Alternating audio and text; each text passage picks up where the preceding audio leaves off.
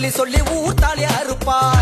நான் அந்த கடவுளை பார்த்து கேட்கிறேன். தலைவர் ஜெயிலுக்குள்ள போன கூட ஏசில தான் இருப்பார்.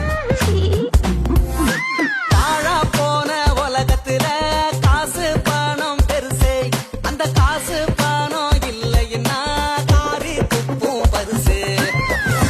அன்பு தாய்மார்களே மற்றும் பிஸியாக இதை கேட்டுக்கொண்டிருப்பவர்களே, நம்ம விஜய் ஆண்டனி பிச்சைக்காரனாக நடித்திருக்கும் பிச்சைக்காரன் படத்திலிருந்து இதோ